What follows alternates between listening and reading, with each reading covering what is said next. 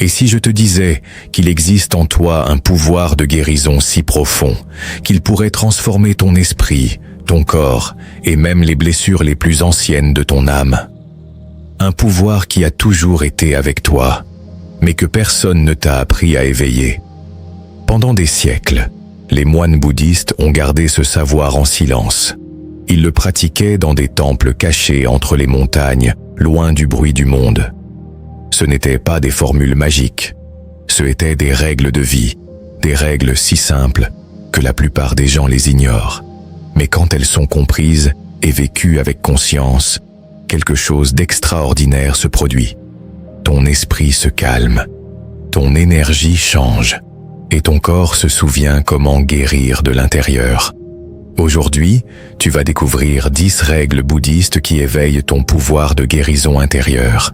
Et la dernière, la 10e règle, est considérée par de nombreux maîtres comme le secret le plus profond de toute guérison spirituelle. Si tu sens que ton âme est prête à éveiller ce pouvoir, écris dans les commentaires « Ma guérison commence en moi ». Et si ce message touche quelque chose de profond dans ton cœur, tu peux soutenir l'énergie de cet espace en envoyant un super chat, pas comme une obligation, mais comme un échange conscient pour maintenir cet enseignement vivant. Respire profondément et commençons. Il y a plus de 2500 ans, dans les vallées les plus silencieuses du nord de l'Inde et sur les pentes enneigées de l'Himalaya, existaient des communautés de moines qui avaient décidé de faire quelque chose de radical. Ils avaient décidé de cesser de regarder vers l'extérieur, non pas parce que le monde ne les concernait pas, mais parce qu'ils avaient compris quelque chose que la plupart des êtres humains mettent toute une vie à pressentir, que la racine de toute souffrance et aussi de toute guérison ne se trouve pas dans les circonstances externes. Elle se trouve dans la relation que l'esprit établit avec ce qu'il vit. Ces moines n'étaient pas des personnes qui fuyaient la réalité. Ils étaient, à bien des égards, les observateurs les plus rigoureux de la réalité qui ait jamais existé. Ils passaient des heures, des jours, des années entières à étudier les mouvements internes de l'esprit humain avec une précision que, aujourd'hui, des siècles plus tard, la neuroscience commence à peine à confirmer avec des instruments. Et ce qu'ils ont trouvé était surprenant. Ils ont découvert que le corps humain n'est pas une machine fragile destinée à s'user. C'est un système vivant d'une intelligence extraordinaire, capable de reconnaître les déséquilibres avant qu'ils ne se transforment en maladie, capable de régénérer des tissus, de rééquilibrer des hormones, de restaurer des cycles que le stress avait interrompus. À cette capacité, ils l'appelaient la médecine intérieure. Non pas comme une métaphore, comme une description littérale de quelque chose qui se produit constamment à l'intérieur de l'organisme lorsque les conditions internes le permettent. Mais voici le nœud central de leur découverte. Ces conditions internes ne dépendent pas du hasard. Elles dépendent de l'état de l'esprit.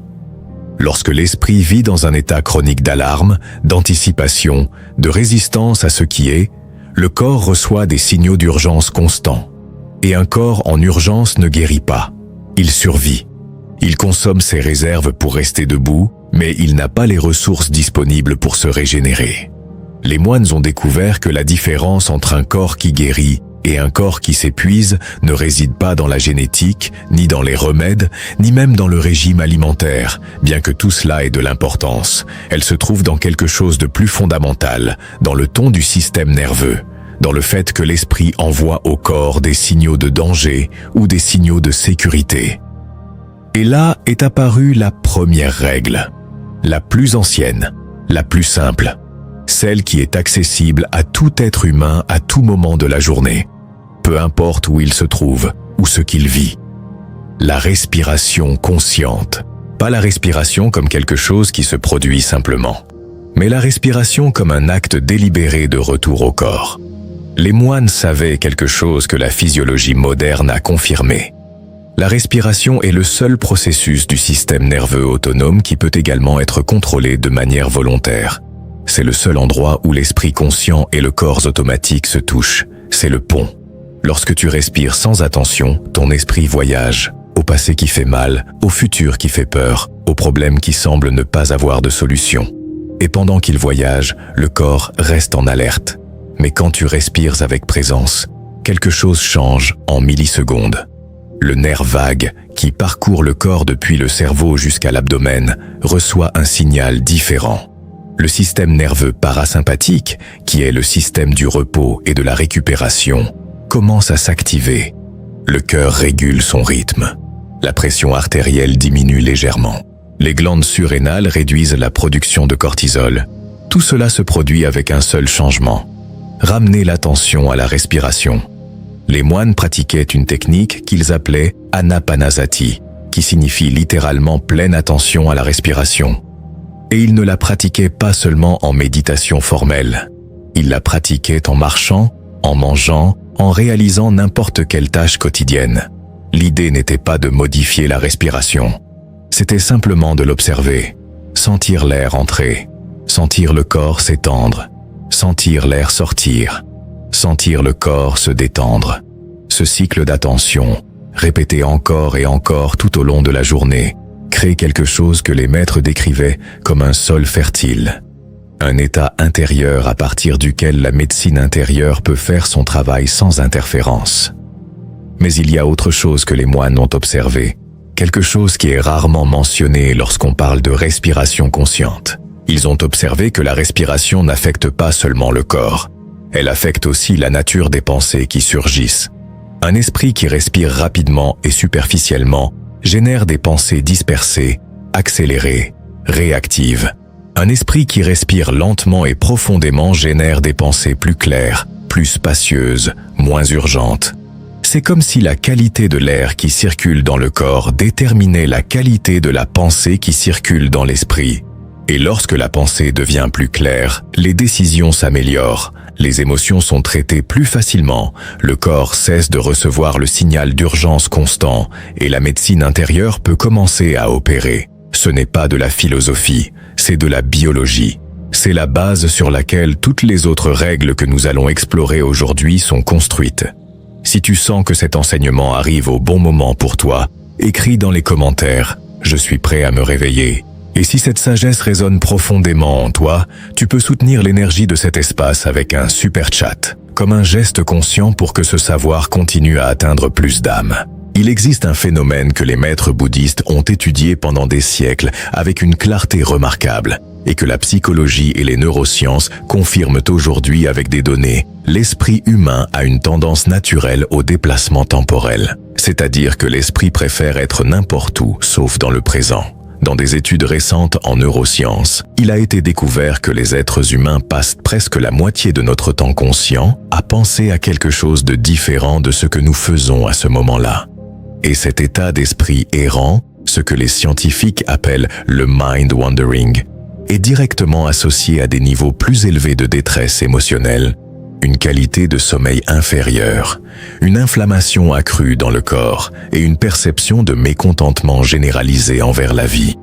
Les moines bouddhistes n'avaient pas de scanners cérébraux, mais ils avaient dit quelque chose d'aussi puissant, des décennies d'observation interne rigoureuses, et ce qu'ils ont décrit il y a 2500 ans correspond exactement à ce que les laboratoires modernes mesurent aujourd'hui. Ils appelaient cet état mental l'esprit des 100 chevaux. Un esprit qui galope sans direction, qui saute d'un souvenir douloureux à une préoccupation future, d'une conversation non résolue à une peur qui n'a pas encore de forme. Et ce que les maîtres ont compris avec une profondeur que peu de cultures ont égalée, c'est que ce galop constant n'est pas inoffensif. Il a un coût physique réel. Chaque pensée qui perçoit une menace, réelle ou imaginaire, active dans le corps une réponse identique à celle qui serait activée face à un danger physique. Les glandes surrénales libèrent de l'adrénaline et du cortisol. Les muscles se contractent. La digestion ralentit. La respiration devient courte et rapide. Le système immunitaire réduit temporairement son activité pour rediriger les ressources vers la réponse d'urgence. C'est parfaitement fonctionnel lorsque le danger est réel et de courte durée. Le corps a été conçu pour réagir ainsi face à des menaces concrètes, puis revenir à l'équilibre. Mais lorsque l'esprit vit dans un état d'alerte soutenu, lorsque les pensées de menace ne cessent pas, lorsque le corps reste en mode d'urgence de manière chronique, les systèmes de récupération s'éteignent car l'organisme interprète qu'il n'y a pas de temps pour guérir. Le problème n'est pas que l'esprit pense. Penser est sa fonction la plus essentielle. Le problème survient lorsque l'esprit ne peut pas s'arrêter. Lorsque les pensées ne sont plus des outils que l'être humain utilise pour résoudre des situations, mais des bruits que l'être humain ne peut pas éteindre. Les maîtres bouddhistes ont identifié 3 racines spécifiques de cette agitation mentale. Ils les appelaient les 3 poisons. Le premier est l'attachement, le désir que les choses soient différentes de ce qu'elles sont, que le passé ait été différent, que l'avenir soit comme je l'imagine, que les gens agissent comme j'en ai besoin. Ce désir, lorsqu'il ne peut être satisfait, génère une tension soutenue que le corps enregistre comme du stress. Le deuxième poison est le rejet, la résistance à ce qui est déjà présent. La douleur qui résiste fait 2 fois plus mal. L'émotion qui est niée ne disparaît pas, elle s'accumule. La situation qui n'est pas acceptée occupe un espace mental énorme, consommant de l'énergie qui pourrait être utilisée pour agir ou pour guérir. Le troisième poison est l'ignorance, mais pas l'ignorance en tant que manque d'information.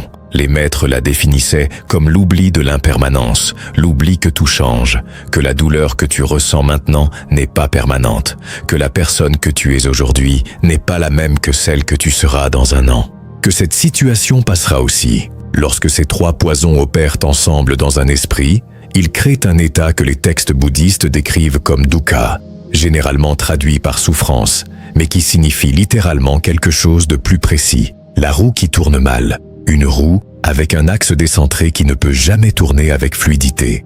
Et ce décentrement mental a une conséquence directe sur le corps, l'inflammation chronique. Les études actuelles montrent que le stress psychologique soutenu élève les marqueurs inflammatoires dans le sang, détériore la télomérase qui protège le matériel génétique, altère la microbiote intestinale et supprime la fonction du système immunitaire adaptatif. Les moines ne savaient rien des télomères ni de la microbiote, mais ils savaient qu'un esprit agité produit un corps malade. Et ils savaient que la solution n'était pas de supprimer les pensées, c'était de changer la relation avec elles. La pratique que propose le bouddhisme, pour cela ne s'appelle pas contrôle mental, elle s'appelle observation équanime. C'est la capacité de regarder ses propres pensées comme si elles étaient des nuages passant dans le ciel, sans s'identifier à elles, sans lutter contre elles, sans les suivre là où elles veulent mener. Quand une pensée de peur apparaît et que tu l'observes au lieu de devenir cette pensée, quelque chose change dans le système nerveux. La pensée ne génère pas la chaîne automatique de réactions émotionnelles et physiques qu'elle générerait normalement. C'est comme couper le câble entre l'étincelle et la dynamite. Ce n'est pas de la répression, ce n'est pas de l'indifférence, c'est du discernement. C'est la différence entre être la rivière et être la rive qui l'observe. Et cette rive, ce point d'observation interne, est exactement l'endroit d'où la guérison peut commencer. Parce que lorsque le système nerveux cesse de recevoir des signaux constants d'urgence, le corps revient automatiquement à son mode naturel, le mode de restauration, de régénération, d'équilibre. Ce n'est pas quelque chose que tu dois forcer, c'est quelque chose qui se produit simplement lorsque tu cesses de l'empêcher. Si cette vérité résonne en vous, écrivez dans les commentaires « Je respire et je retrouve ma paix ». Et si vous sentez que cet enseignement apporte de la clarté à votre vie, vous pouvez soutenir cette énergie avec un super chat, comme un échange conscient pour maintenir cet espace d'éveil. Il y a une image que les maîtres bouddhistes utilisaient souvent, et une fois que vous la recevez vraiment, elle transforme complètement la façon dont vous vous reliez à votre esprit. Ils disaient que l'esprit est comme la terre, fertile, puissant, totalement indifférent au type de graines qu'il reçoit. La terre ne fait pas de distinction entre une graine de fleur et une de mauvaise herbe. Elle ne juge pas, elle ne sélectionne pas, elle fait simplement ce qu'elle a toujours fait, prendre ce qu'elle reçoit et le transformer en vie. Et l'esprit fonctionne exactement de la même manière. Chaque pensée qui y entre et reçoit de l'attention devient un schéma. Chaque schéma qui se répète suffisamment souvent devient un réseau neuronal, et chaque réseau neuronal qui se consolide définit comment le cerveau traite la réalité, comment le corps répond à l'environnement et quel type de vie émotionnelle et physique cette personne expérimente. Ce n'est pas une métaphore spirituelle, c'est la neuroplasticité, l'une des découvertes les plus importantes des neurosciences du XXe siècle. L'idée que le cerveau n'est pas une structure fixe, mais un organe vivant qui se réorganise continuellement en fonction des stimuli qu'il reçoit. Et le stimulus le plus constant et puissant que reçoit le cerveau n'est ni les écrans, ni les nouvelles, ni le travail. Ce sont les pensées propres. Ce que tu penses fréquemment, littéralement, te façonne. Les maîtres bouddhistes ont compris cela à travers des décennies d'observation intérieure et l'ont exprimé avec un enseignement qui apparaît dans les textes du Dhammapada, l'un des livres sacrés les plus anciens du bouddhisme. L'esprit est tout. Tu deviens ce que tu penses. Mais ce que peu de gens comprennent, c'est la dimension corporelle de cette vérité. Lorsque tu penses à quelque chose qui te génère de la peur, le corps sécrète du cortisol. Lorsque tu penses à quelque chose qui te génère de la colère, le corps libère de l'adrénaline.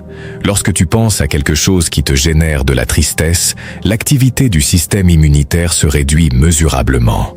Et quand tu penses à quelque chose qui te génère de la gratitude ou de l'amour, le corps libère de l'ocytocine et de la dopamine, qui sont les neurotransmetteurs associés à la réparation, à la connexion et au bien-être.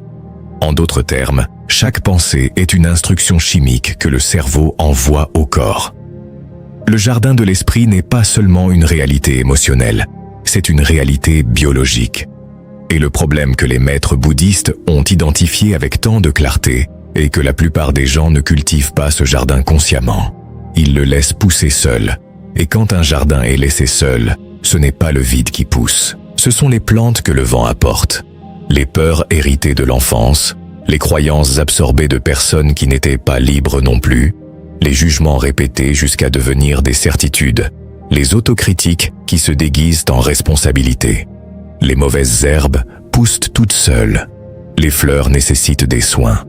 Le soin conscient de son jardin intérieur commence par une capacité que les moines appelaient prajna, qui peut être traduite par sagesse discernante. Ce n'est pas un état mystique réservé aux illuminés. C'est une compétence pratique que n'importe qui peut développer avec une pratique soutenue. Prajna est la capacité de faire une pause avant d'agir à partir d'une pensée, d'observer la pensée et de se demander « Cette pensée que j'ai est-elle vraie ou n'est-ce que de la peur déguisée en vérité ? Cette pensée m'ouvre-t-elle ou me ferme-t-elle ?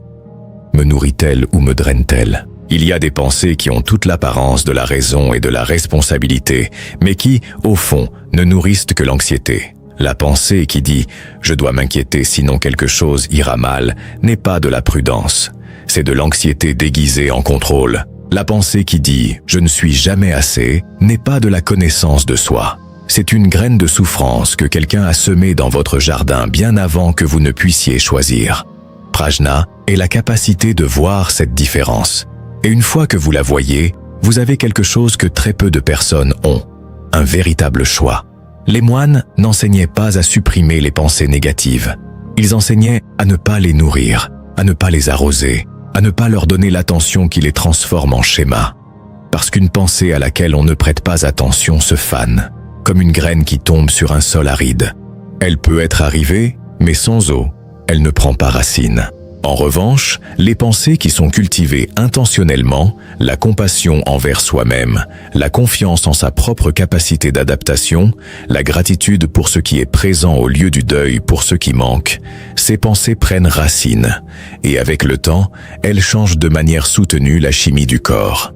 Des études en psychoneuroimmunologie, la science qui étudie la relation entre l'esprit, le système nerveux et le système immunitaire, ont documenté que les personnes qui pratiquent des formes de pensée compatissantes et de pleine conscience pendant des périodes prolongées montrent des changements mesurables dans les marqueurs d'inflammation, dans la longueur des télomères et dans l'activité de certaines régions cérébrales associées au bien-être. Les moines le savaient sans les instruments. Et ils ont cultivé cette sagesse pendant des siècles pour pouvoir la transmettre. Aujourd'hui, cette sagesse est disponible pour toi. Le jardin intérieur peut être transformé, pas d'un coup, pas avec violence, mais avec la patience du jardinier qui sait que la terre répond aux soins constants et que chaque graine de conscience semée aujourd'hui portera des fruits dans le corps et dans la vie de demain. Si tu es prêt à transformer ton jardin intérieur, écris « Je cultive des pensées de lumière ». Et si tu sens que ces enseignements méritent de continuer à se développer, tu peux soutenir cet espace spirituel en envoyant un super chat avec une intention consciente. Les moines bouddhistes ne s'attendaient pas à se sentir bien pour commencer à pratiquer. Ils pratiquaient pour se sentir bien. Et cette différence est peut-être la plus importante de toute la tradition spirituelle bouddhiste. La paix n'était pas recherchée comme récompense d'avoir bien fait les choses. La paix était créée comme condition pour pouvoir bien faire les choses. Leur rituel du lever du soleil était précisément cela, une technologie de création de conditions internes. Une manière de synchroniser le système nerveux avec un état d'équilibre avant que le monde extérieur ne commence à faire ses demandes. Et ils choisissaient l'aube pour une raison que la neuroscience moderne confirme avec exactitude. Dans les premières heures du matin, le cerveau est dans un état de transition entre le sommeil et la pleine vigilance. Les ondes cérébrales se déplacent lentement, dans ce que l'on appelle l'état θ, qui est le même état que l'on atteint en méditation profonde. C'est un état de haute réceptivité, où les schémas de pensée ne sont pas encore complètement activés et l'esprit est extraordinairement sensible à ce qu'il reçoit. Les moines savaient, par expérience directe, que ce qui est introduit dans l'esprit dans cet état de seuil a une capacité d'enracinement beaucoup plus grande que tout ce qui est reçu pendant le reste de la journée. Et ils ont construit leur rituel exactement pour tirer parti de cette fenêtre. Voici ce rituel, adapté pour quiconque dans n'importe quel contexte de vie moderne. La première étape est de s'arrêter avant que le monde n'entre, avant de consulter le téléphone, avant de penser au travail, avant que les tâches de la journée ne commencent à réclamer de l'attention. Juste s'arrêter, rester silencieux un moment, remarquer que vous êtes ici, dans ce corps, en ce jour, à ce moment qui n'a pas encore été contaminé par aucune urgence. Cette pause, ces premières secondes ou minutes de silence avant que le monde n'entre, sont l'acte fondateur du rituel. Elles sont l'équivalent moderne du moment où les moines ouvraient les yeux et, avant de bouger, faisaient une seule chose, remarquer qu'ils étaient en vie. Pas avec un enthousiasme forcé, juste avec une reconnaissance tranquille. Je suis ici. C'est un nouveau jour. Le deuxième pas est la respiration consciente prolongée, pas la respiration carrée rapide mentionnée dans de nombreux livres, quelque chose de plus lent, plus généreux. Inspire en comptant mentalement jusqu'à 5, en permettant à l'abdomen de se dilater d'abord et à la poitrine ensuite. Retiens l'air doucement pendant 3 comptages et expire lentement pendant 7 ou 8 comptages jusqu'à ce que le corps soit complètement vide.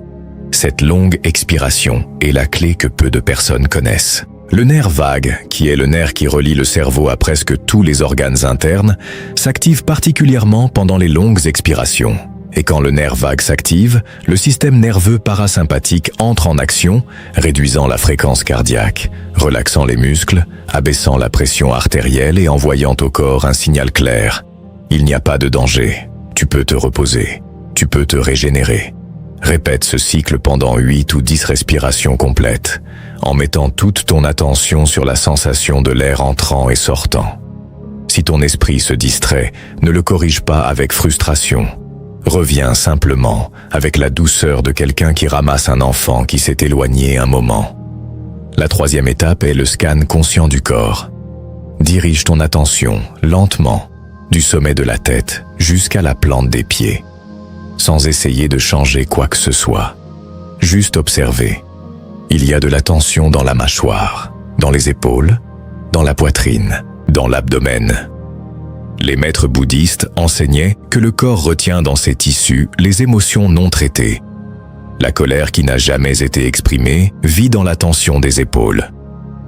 La peur qui n'a jamais été reconnue vit dans la contraction de l'estomac.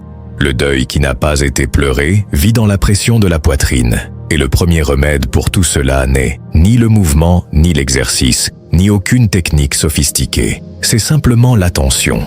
Lorsque vous portez votre conscience sur une zone du corps qui est tendue, quelque chose se produit qui est difficile à expliquer mais très facile à ressentir. La tension commence à bouger. Elle ne disparaît pas toujours immédiatement, mais elle bouge. Et dans ce mouvement se trouve le début de la libération. Le quatrième pas est les mots d'ancrage. Les moines utilisaient des mantras non pas comme des formules magiques, mais comme des instruments de calibration. Un mot répété avec attention active des régions spécifiques du cerveau et génère des motifs d'ondes que l'électroencéphalographe moderne peut mesurer. Mais la fonction la plus importante du mantra est sa capacité à ancrer l'attention dans le présent et à interrompre les cycles de pensée automatiques. Voici 3 phrases que vous pouvez utiliser comme ancrage dans votre rituel du lever du soleil. Première phrase. Je suis plus grand que ce que je pense de moi-même. Respirez profondément entre chacune. Deuxième phrase. Mon corps porte en lui l'intelligence de millions d'années de vie. Il sait guérir. Respirez profondément. Troisième phrase. Aujourd'hui, je choisis d'être présent dans ce que je fais et compatissant avec ce que je ressens. Respirez profondément. Ne les répétez pas comme un automatisme. Arrêtez-vous à chacune. Laissez-les résonner. Que les mots descendent de l'esprit jusqu'à la poitrine et soient quelque chose que l'on ressent, pas seulement quelque chose que l'on pense. Le 5e et dernier pas du rituel est le silence actif. Pas le silence de celui qui attend que quelque chose se produise. Le silence de celui qui est complètement présent sans aucun agenda. 2 ou 3 minutes. Sans musique, sans guide, sans stimulation de quelque type que ce soit. Juste être. Dans le corps. Dans le moment. Avec la respiration qui suit et suit. Douce comme le battement de cœur qui ne s'arrête pas. Ce silence n'est pas vide. Il est rempli de quelque chose que l'esprit actif peut rarement toucher. La présence pure. L'état où il n'y a pas de passé à résoudre, ni de futur à anticiper. Juste le moment qui existe maintenant. Et c'est depuis cet état que la médecine intérieure reçoit le signal le plus puissant de tous. Un signal qui dit « il y a de la paix ». Il y a de l'espace. Tu peux travailler. Ce rituel complet nécessite entre 10 et 20 minutes. Pas plus. Et son effet ne se limite pas à ces minutes. L'état interne qu'il crée persiste pendant des heures, car ce que tu fais n'est pas seulement te détendre. Tu entraînes le système nerveux à reconnaître l'équilibre comme son état par défaut plutôt que comme une exception. Les moines pratiquaient cela pendant des décennies. Mais ces effets ne nécessitent pas des décennies. Des études sur la réduction du stress basées sur la pleine conscience montrent des changements structurels mesurables dans le cerveau après seulement 8 semaines de pratique quotidienne. 8 semaines, 20 minutes par jour. Le coût le plus bas qui existe pour l'une des transformations les plus profondes qu'un être humain puisse vivre. Si tu pratiques cela en écoutant, écris dans les commentaires. Mon énergie se restaure. Et si cette expérience éveille quelque chose de profond en toi, tu peux soutenir cette énergie en partageant un super chat comme un geste conscient de soutien à cette communauté. Il y a une question que peu de personnes se posent lorsqu'elles commencent à explorer le chemin de la guérison intérieure. Quand la guérison se termine-t-elle? Et la réponse bouddhiste est si simple qu'elle déroute, elle ne se termine pas. Parce que la guérison n'est pas un état que l'on atteint. C'est une manière de vivre. Les maîtres faisaient une distinction subtile mais fondamentale entre 2 types de personnes. Il y avait la personne qui cherche à guérir, qui vit orientée vers un avenir où elle ira bien, quand elle résoudra cela, quand elle cessera de ressentir cela, quand les circonstances changeront. Et il y avait la personne qui vit en guérissant, qui n'attend aucun moment futur parce qu'elle comprend que le seul endroit où la guérison peut se produire est le présent. Que chaque respiration consciente est une guérison. Que chaque moment d'observation sans jugement est une guérison. Que chaque choix fait depuis la conscience plutôt que l'automatisme est une guérison. Cette deuxième personne n'est pas exempte de douleur. Elle n'est pas exempte de difficultés, mais elle a quelque chose que la première n'a pas. Une relation différente avec tout ce qu'elle vit. Les bouddhistes appelaient cette façon de vivre bhavana, qui en pali signifie culture ou développement. Ce n'était pas une activité séparée de la vie quotidienne. C'était la vie quotidienne vécue avec pleine conscience. Manger avec pleine attention était bhavana. Écouter un autre, sans que l'esprit ne devance la réponse, était bhavana. Marcher en ressentant le poids du corps sur la terre était bhavana. répondre à une situation difficile depuis l'équanimité plutôt que la réaction automatique était bhavana. Pas de rituel solennel réalisé dans un espace spécial, mais toute la vie transformée en pratique. Et cette pratique continue a un effet que les maîtres décrivaient avec l'image de la rivière et de la roche. Une goutte d'eau ne déplace pas une roche, ni 10 gouttes, ni 1000. Mais une rivière qui coule constamment sur la même roche pendant des mois, pendant des années, la transforme complètement. Pas avec violence, avec persistance. Ainsi fonctionnent les pratiques de conscience dans le corps et dans l'esprit. Une seule respiration consciente dans un moment de stress n'élimine pas le stress. Mais une personne qui respire consciemment, qui observe ses pensées, qui se traite avec compassion, qui vit avec bhavana pendant des semaines, pendant des mois, expérimente quelque chose qui n'a pas de nom exact dans les langues occidentales, mais que le bouddhisme appelle sukha. Sukha se traduit habituellement par bonheur ou bien-être, mais cette traduction ne capture pas sa dimension la plus essentielle. Sukha est la roue qui tourne bien, la roue avec l'axe centré qui permet un mouvement fluide sans friction. C'est la contrepartie exacte de dukkha, la souffrance qui se produit lorsque l'axe est décentré. Et le plus important avec sukha, c'est qu'il ne dépend pas des circonstances externes.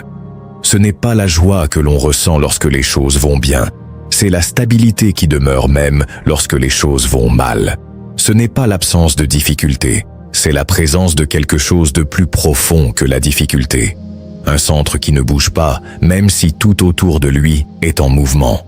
Cette stabilité, les maîtres l'appelaient le remède le plus profond.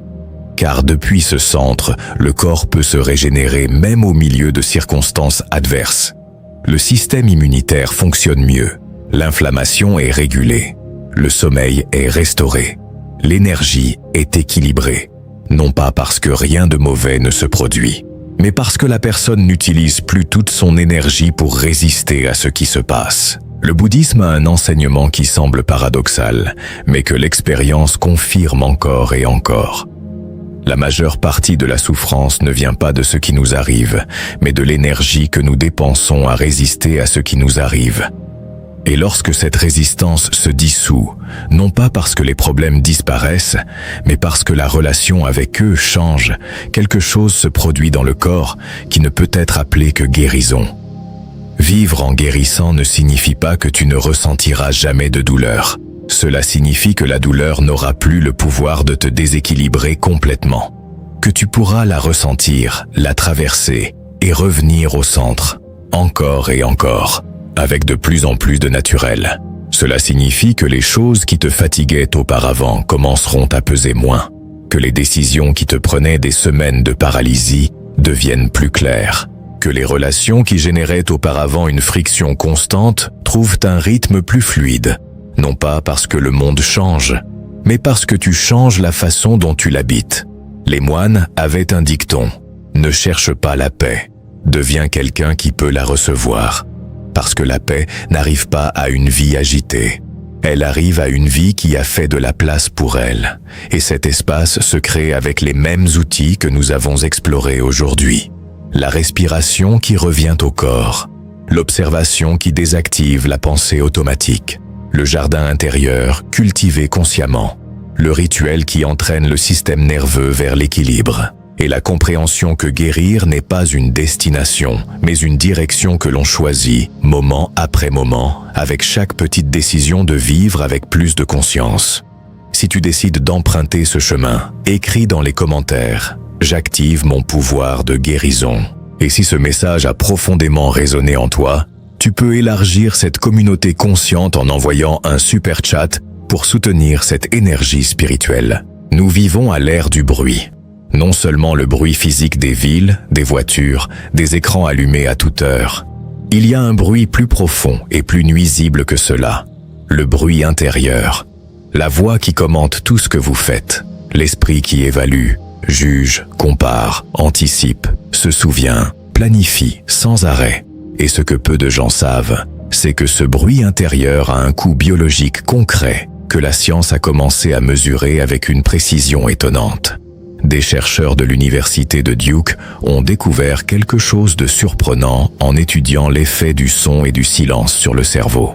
Ils s'attendaient à ce que le silence soit simplement l'absence de stimulation. Un état neutre, une parenthèse entre les stimuli. Mais ils ont trouvé quelque chose de complètement différent. 2 heures de silence quotidien ont provoqué la régénération de nouvelles cellules dans l'hippocampe, la région du cerveau directement associée à l'apprentissage, à la mémoire et à la régulation émotionnelle. Le silence n'était pas une absence, c'était un stimulus actif, un signal biologique auquel le cerveau répondait par une croissance réelle. Les moines bouddhistes ne savaient rien des hippocampes ni de la neurogenèse, mais ils avaient découvert quelque chose d'équivalent il y a plus de 2000 ans. Non pas dans un laboratoire, mais à l'intérieur d'eux-mêmes. Le silence n'est pas le vide. C'est le moyen par lequel l'esprit le plus profond peut être entendu. Dans les monastères zen, il existe une pratique appelée seishin, qui peut être traduite par rassembler ou toucher l'esprit. Ce sont des périodes de silence intensif qui durent plusieurs jours, pendant lesquelles les moines ne parlent pas, ne lisent pas, n'écrivent pas. Ils méditent simplement, marchent en méditation, mangent et dorment, tout dans un silence intérieur et extérieur complet. Ce n'est pas une pratique de punition ni de privation, c'est une technologie de profondeur. Parce que les maîtres zen ont découvert quelque chose que la psychologie moderne confirme. La plupart de ce que nous appelons pensée n'est pas une réflexion authentique, c'est du bruit de fond. Ce sont les mêmes schémas qui circulent encore et encore, déguisés en nouveautés, mais répétant toujours les mêmes histoires sur qui nous sommes, ce que nous pouvons attendre du monde et ce que nous méritons. Et pendant que ce bruit occupe le premier plan de la conscience, il y a quelque chose de plus profond qui ne peut pas être entendu. Les maîtres l'appelaient de différentes manières, selon la tradition. Certains l'appelaient la voix du maître intérieur, d'autres l'appelaient l'intelligence du cœur. Dans la tradition Theravada, ils l'appelaient Citta, l'esprit du cœur, qui n'est pas la pensée rationnelle, mais une forme plus profonde de connaissance qui sait ce que l'intellect ne peut pas calculer, ce qu'il ressent avant que la raison ne raisonne, ce qui reconnaît la vérité avant que l'argument ne la construise. Cette intelligence plus profonde est toujours présente. Elle n'est jamais allée nulle part. Mais le bruit constant de l'esprit ordinaire l'étouffe. Et quand le silence arrive vraiment, quand le bruit s'arrête même pour un moment, cette voix plus profonde peut se faire entendre. Beaucoup de personnes ont vécu cette expérience sans savoir comment la nommer. La solution à un problème qu'elles n'avaient pas réussi à résoudre depuis des semaines est apparue soudainement pendant une longue douche, au cours d'une promenade tranquille, à ce moment entre s'endormir et se réveiller. Elle n'est pas venue par la pensée délibérée. Elle est arrivée dans un espace de relative tranquillité mentale. Les bouddhistes diraient qu'elle n'est pas venue de l'extérieur, qu'elle était déjà à l'intérieur, attendant d'être entendue, et que le silence lui a simplement donné l'espace pour émerger. Mais le silence dont parlent les maîtres bouddhistes n'est pas seulement l'absence de son extérieur. C'est un état interne spécifique qui peut être cultivé même au milieu du bruit du monde. C'est une posture de la conscience, pas une condition de l'environnement. Et ce silence intérieur a 3 dimensions que les maîtres distinguaient clairement. La première dimension est le silence de la voix qui commente, ce récit interne constant qui évalue toujours ce qui se passe, comparant avec ce qui s'est passé auparavant, jugeant si c'est bon ou mauvais, étiquetant chaque expérience avant qu'elle puisse être pleinement vécue.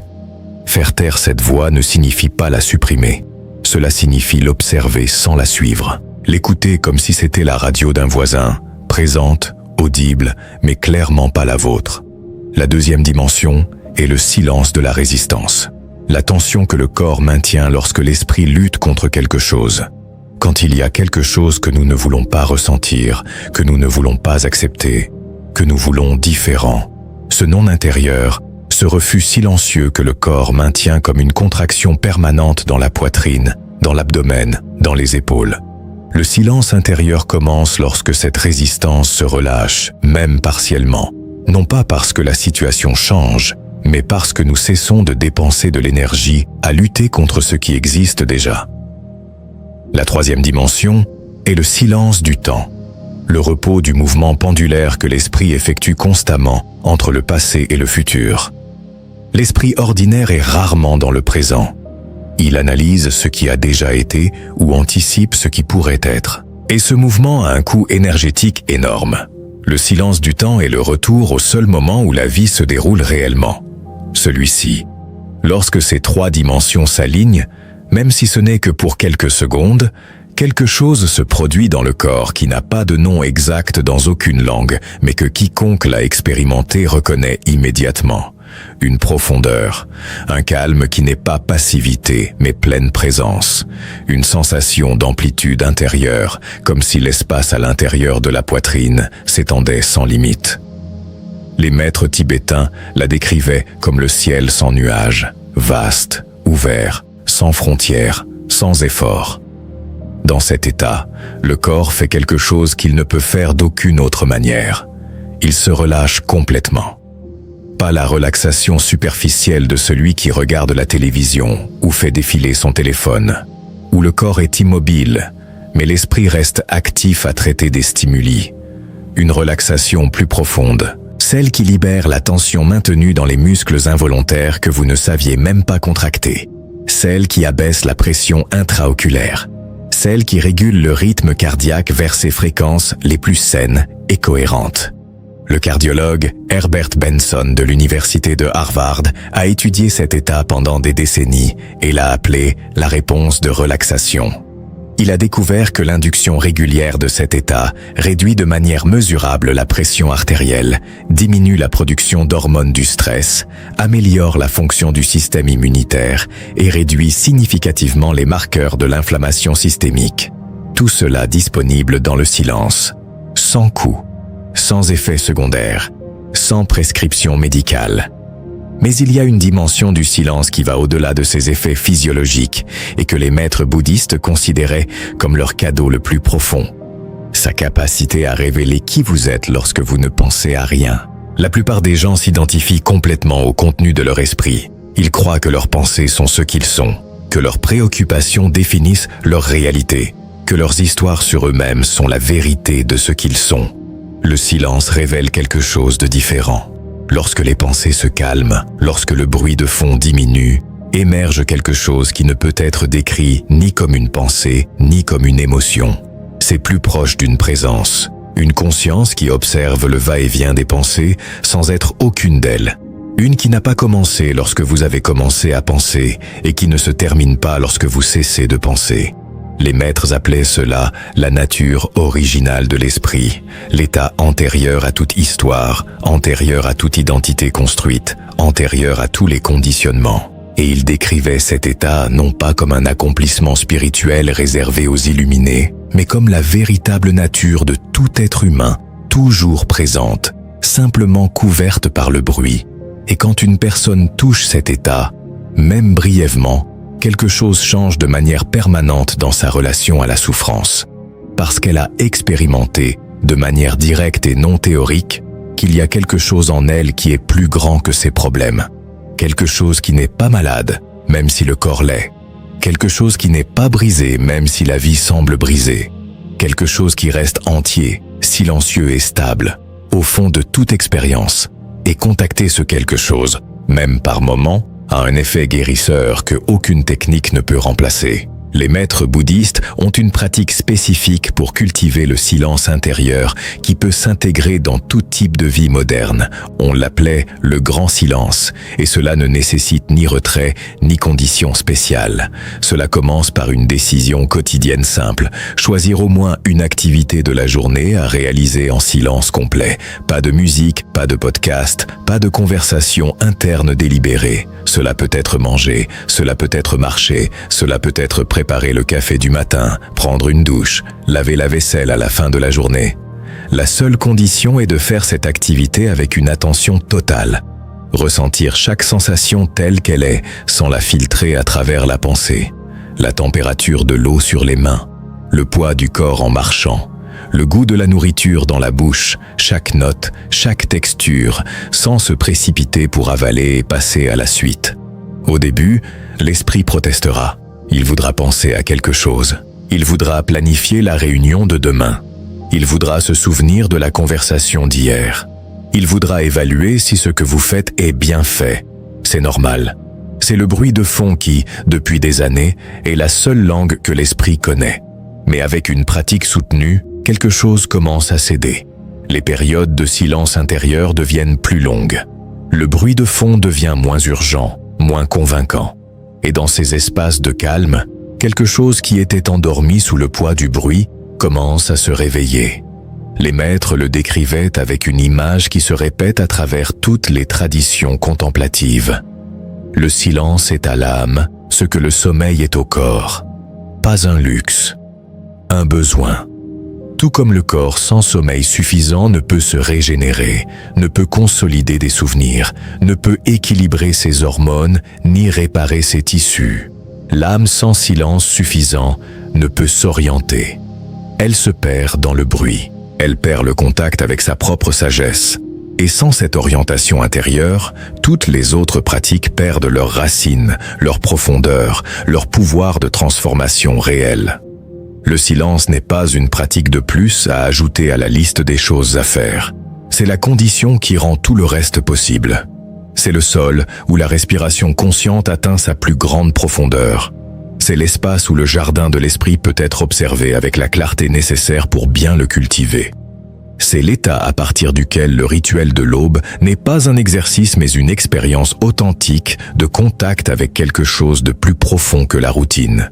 Et c'est aussi, selon les maîtres les plus avancés de la tradition bouddhiste, l'endroit où la guérison la plus profonde se produit.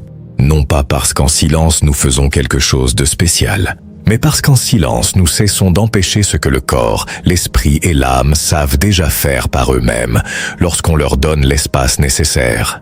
Il y a un proverbe zen qui dit que la rivière qui coule bruyamment ne peut pas refléter le ciel, mais le lac tranquille reflète même les étoiles. Ton esprit calme peut refléter ce que tu es vraiment, et ce que tu es vraiment est bien plus grand, bien plus sage et bien plus capable de guérir que ce que le bruit t'a permis de voir jusqu'à présent. Si tu sens que le silence est une pratique que tu dois intégrer dans ta vie, écris dans les commentaires « Je choisis le silence comme médecine ». Et si cet espace est un lieu de rencontre authentique avec toi-même, tu peux le soutenir avec un super chat, comme un geste conscient de gratitude pour ce qui est partagé ici. Peut-être que personne ne te l'a dit auparavant, mais ton pouvoir de guérison n'a jamais été en dehors de toi. Il a toujours été ici, dans ta respiration, dans ton esprit, dans ta capacité à t'aimer, à prendre soin de toi, à revenir au moment présent. Ces règles ne sont pas des théories, ce sont des rappels de la sagesse que ton âme a toujours connue. Et quand tu commences à vivre depuis cette conscience, ta vie entière change. Si ce type d'enseignement résonne en toi, abonne-toi à cette chaîne. C'est un espace pour les âmes qui s'éveillent, des âmes qui se rappellent leur véritable nature. Et si tu souhaites aider à soutenir cet espace spirituel pour qu'il continue de croître, tu peux également le faire par Super Chat, comme un geste conscient de soutien à cette communauté. Respire profondément et souviens-toi toujours de cette vérité. La guérison ne vient pas de l'extérieur. La guérison s'éveille de l'intérieur.